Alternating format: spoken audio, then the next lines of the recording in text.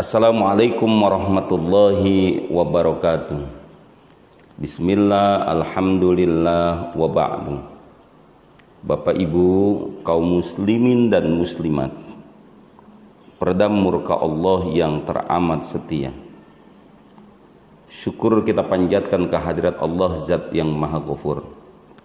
Salawat dan salam semoga terlimpah kepada Nabi Muhammad sallallahu alaihi wasallam. Jamaah yang dimuliakan, tokoh fenomenal yang menjadi sorotan di dalam Al-Quran, sosok bapak para nabi, sosok bapak tauhid yang begitu hebat. Beliaulah Nabi Ibrahim alaihis. Nabi Ibrahim itu adalah sosok nabi yang sangat berani dalam pengertian ketika ada sesuatu yang tidak sesuai dengan logikanya, beliaulah yang akan pertama kali maju untuk menentang itu. Ketika orang-orang menyembah berhala, maka Nabi Ibrahim berpikir, apa mungkin bisa menyembah terhadap patung yang dibuat oleh manusia? Maka kemudian beliau coba untuk mencari siapa yang harus disembah. Maka di dalam Al-Quran Allah gambarkan, falamma janna alaihi lailu ra'a kaukaban qala hada rabbi. Manakala malam datang menjelang, Nabi Ibrahim melihat bintang, maka kata beliau, jangan-jangan ini Tuhan. Tapi begitu datang waktu pagi, hilang itu bintang. Sampai kemudian, inilah uhibbul afilin, aku tidak suka terhadap sesuatu yang tidak ada. Tidak lama kemudian Nabi Ibrahim melihat bulan. Maka kata Nabi Ibrahim, jangan-jangan ini Tuhan. Falamma ra'al qamara bazighan qala hadza rabbi. Tapi manakala subuh datang, hilang pula itu bulannya. Tidak lama kemudian Nabi Ibrahim melihat matahari dan beliau berlogika, jangan-jangan ini Tuhan, karena ini lebih besar dari bintang, lebih besar dari bulan, matahari.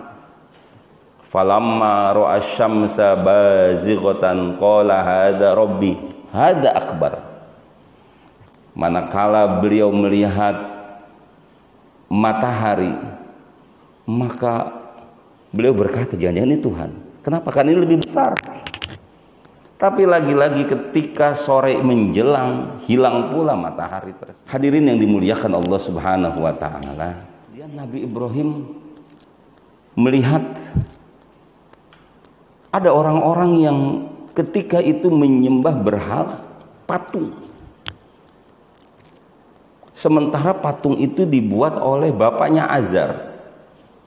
Lalu kemudian beliau berlogika, kalau seandainya patung itu disembah, mestinya jangan patungnya, yang membuat patung yang disembah. Siapa bapaknya?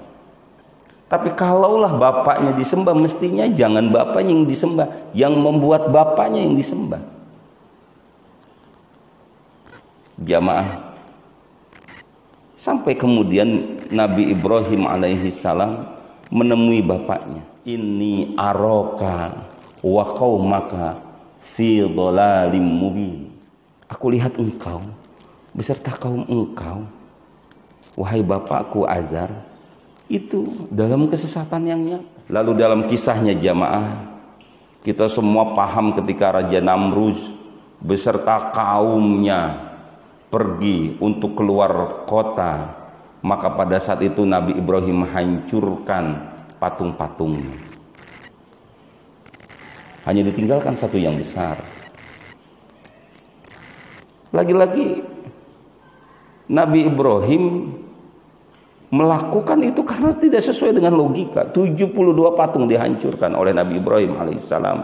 Sampai kemudian ketika Raja Namrud beserta pengikutnya datang, mereka marah kepada Nabi Ibrahim, Lalu singkat cerita, di dalam Al-Quran Nabi Ibrahim dihukum, dilempar ke dalam api, namun api tersebut tidak mampu untuk membakar Nabi Ibrahim. Qul ya naru kuni bardan wassalaman ala Ibrahim. Akhirnya api yang secara adat panas jadi dingin. Dilanjutkan wassalaman ala Ibrahim, selamat atas Nabi Ibrahim alaihissalam.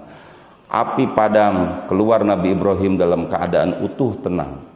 Kalau kita lihat sejarah ini, maka Nabi Ibrahim itu adalah nabi yang sangat berlogika. Bahkan ketika kita belajar filsafat Islam, ketika Nabi Ibrahim melihat bintang, bulan, matahari, ini di dalam filsafat Islam suka disebut dengan epistemologi yang dilakukan oleh Nabi Ibrahim alaihissalam.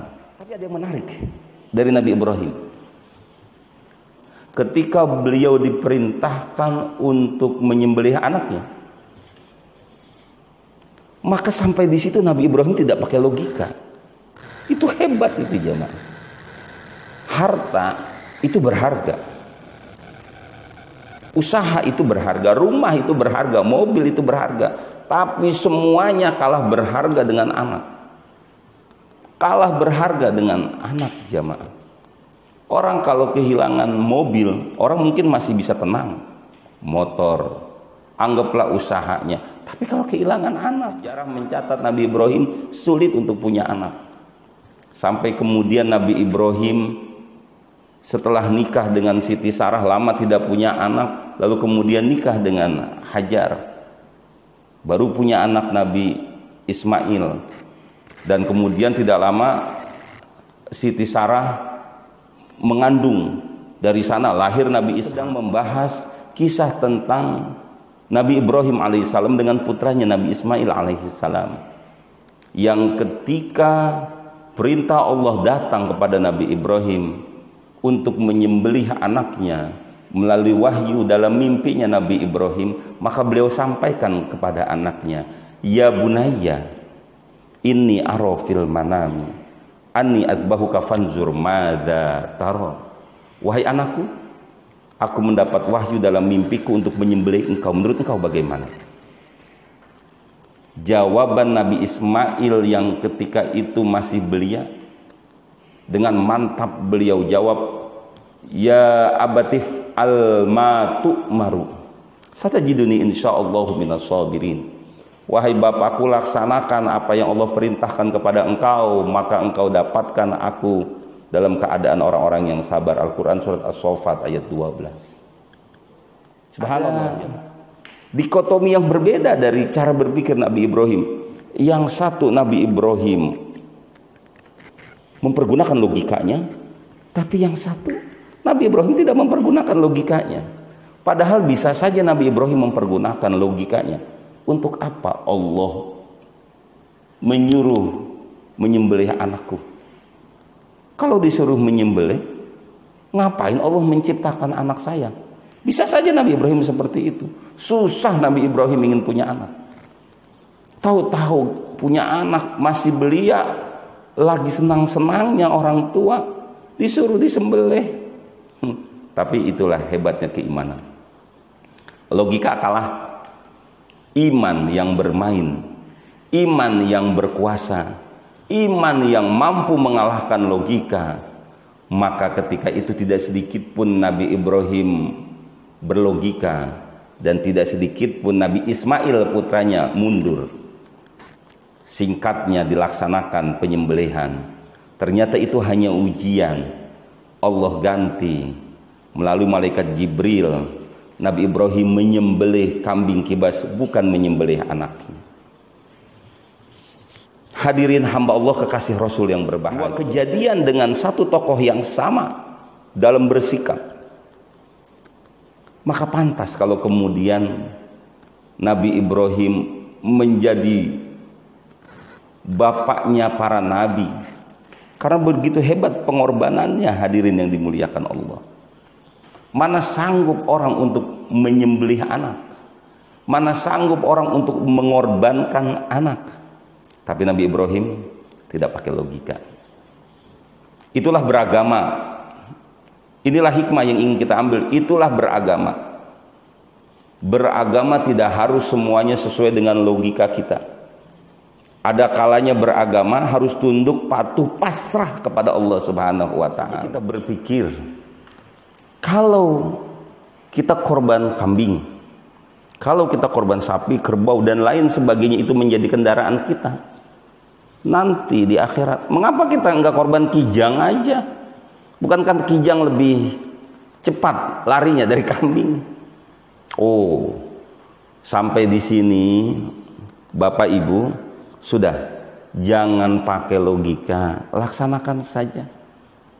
Laksanakan saja. Coba kita perhatikan, ketika Allah perintahkan manusia untuk menikah, maka di sana selalu saja diungkapkan wa iyakunu fuqara yughnihimullah. Atau ada hadis lain yang menjelaskan iltamisu rizqa bin nikah. Jamaah kalau pakai logika jamaah tidak akan ketemu. Kalau mereka miskin Allah yang kasih kaya, carilah rezeki dengan nikah. Kalau pakai logika kita bicaranya pakai logika ya. Hidup sendiri saja kita sudah susah, sulit, bayar kontrakan susah, ngekos juga susah. Terus harus menikah lagi, belum lagi punya anak. Kalau pakai logika, ketika kita pakai logika maka sulit itu untuk dilaksanakan. Tapi kalau kita pakai keimanan, laksanakan saja sudah pernikahan. Laksanakan saja. Nanti baru dirasakan. Akhirnya benar. Ketika orang sudah menikah rezekinya banyak, ketika orang sudah menikah yang tadinya ngontrak, bahkan kontrakannya sekarang sudah dibeli oleh dia. Yang tadinya enggak punya mobil, punya mobil. Coba jamaah. Sampai di sini logika siapa yang bermain? Udah nggak bisa, di sini keimanan. Sampai di sini keimanan. Inilah Bapak Ibu yang berbahagia, semuanya terangkum dalam satu firman Allah yang sering kita baca. Wa qalu sami'na wa ata'na. Kami dengar, kami taat. Kami dengar, kami taat. Itu yang dilakukan oleh sahabat Rasulullah. Ketika mereka diperintahkan oleh Rasul untuk perang, mereka perang. Ketika diperintahkan untuk infak sedekah jariyah, mereka berebut untuk infak sedekah jariyah. Kenapa? Sami'na wa ata'na. Yang memerintah Rasul, kami dengar, kami taat. Maka jamaah yang dimuliakan Allah, tidak akan pernah merugi orang yang taat kepada Allah dan Rasul. Oleh karena itu jamaah, tidak semua beragama dalam agama kita harus pakai logika. Biarkan keimanan yang akan berbicara. Biarkan keimanan yang harus kita menangkan. Biarkan logika kita kalahkan. Karena biar bagaimana ketika masuk dalam perintah Allah, satu yang harus kita pegang, sami'na wa ata'na. Mudah-mudahan saat kita dengar taat kepada Allah dan Rasul, saat itu Allah akan memberikan kebahagiaan kita dunia dan akhirat. Lebih kurangnya mohon maaf. Wallahul muwaffiq ila aqwamit thoriq. Wassalamualaikum warahmatullahi wabarakatuh.